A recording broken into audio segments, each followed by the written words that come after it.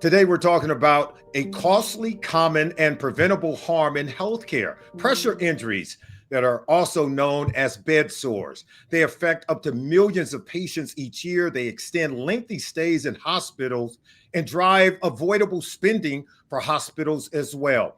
With me today is Martin Burns, CEO of Bruin Biometrics, whose mission it is to give nurses real-time insights to prevent pressure injuries before tissue damage can take hold. Let's get into what's changing at the bedside, what's impacting budgets, and also what's impacting the system as a whole. Martin, thank you for joining us today. How you doing? Solomon, it's great to see you again. Thank you very much for having me on the program. Always great to see you as well. What specific moment or maybe even case first made you say that, look, bed sores shouldn't exist today? And how did that spark the idea in you to create this wonderful company, Bruin Biometrics? One of the most shocking things in modern healthcare is that we're still dealing with something that was actually dealt with back in the, are you ready for this? Civil War era. Wow. Where the kind of care that was provided during the Civil War, visiting a patient every 2 hours or every 3 hours, depending on the line of cots, is still present in healthcare today. And if you were to look at the top 10 reasons for patients dying throughout the year, bed sores, and I'm not joking you, bed sores are in the top 10. Wow. So about 165 patients a day are dying from bed sores. And the really chronic thing is that most of them are entirely preventable. And so when I heard that, it was actually the case of, do you remember Christopher Reeves, who was Superman? Absolutely, yeah. He actually died from complications of a stage 4 pressure injury. It wasn't from anything else. And you look at that man, and he was the most extraordinary individual. Yeah. And I remember reading about that and thinking, I've heard about these things called bed sores, but I'm not really sure what they are. Then when I got into healthcare and healthcare businesses, I really looked deeply at it, and I thought, that has no place in the way that we run our medical system at all. Well, you're absolutely right. And you could tell the motivation has really driven you to create some great work. So in plain terms, how does Provisio's SIM scanner help to prevent pressure injuries before they even get started? And what's in it for nurses to use the scanners? You know, as long as I have been doing this, I will have to tell you that was not the inventor. And so the invention actually came from a nurse at UCLA. She had a terrific insight. And that you've seen this movie before, by the way, in other areas of healthcare. But the movie is, if I can just find out what's happening early enough with the patient and then take interventions on the things that I'm seeing or detecting, I can change the course of the disease. That's the overriding principle. Yeah. What the inventor saw was actually there's stuff happening underneath the skin surface. So she was looking at biology, specifically at biology, whereas everybody else was looking at overall patient risk. Now, overall patient risk is helpful, but nowhere near as helpful as biology. But with biology, particularly biology that's microscopic, so you can't see it, you have to be able to measure it.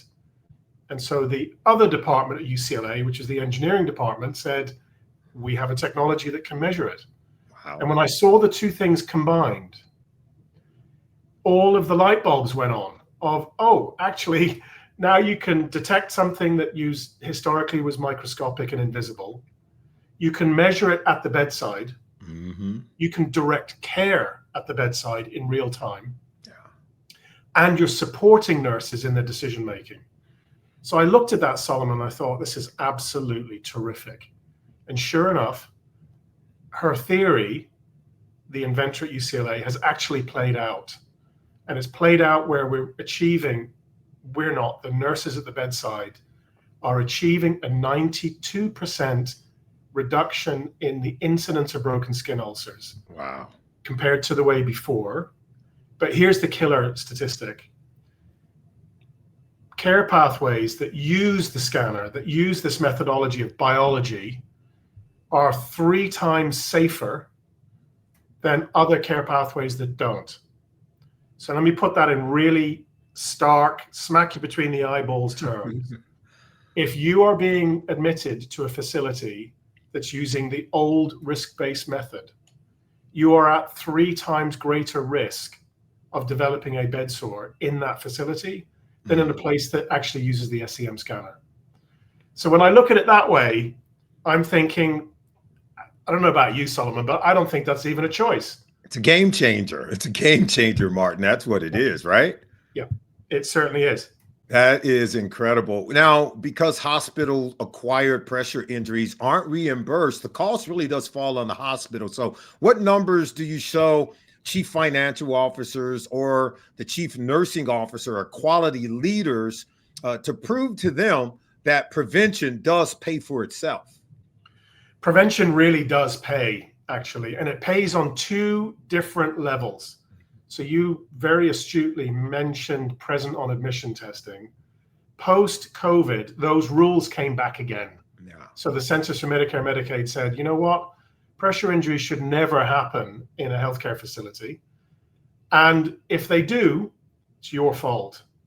So you're going to pay and you're going to get penalized.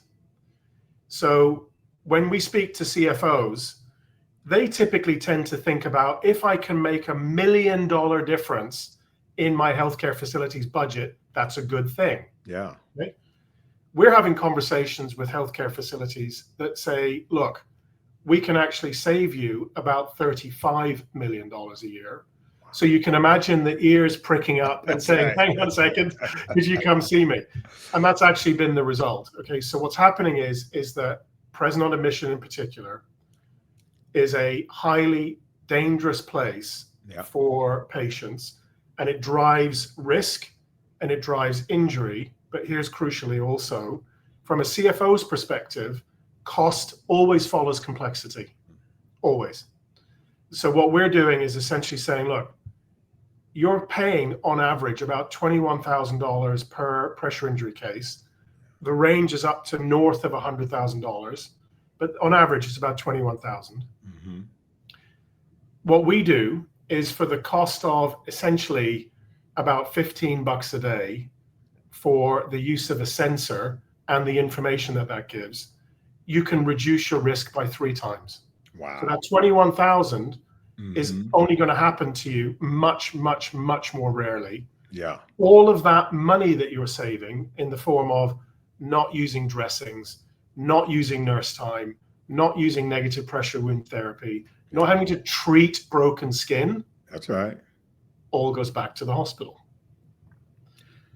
But it gets better than that. Yeah, significant data. No, go right ahead. Yeah, without sounding too much like a game show host, it does actually get better than that, because here's the other thing. When you mention present on admission, you are, again, very, very astute, because what happens is, from that point onwards, the hospital pays if it's their fault. Yeah. What they cannot do is bill for that additional treatment that they provide. But if they catch the injury on admission, and what it turns out is a lot of those injuries are coming in with the patient, but you can't physically see it.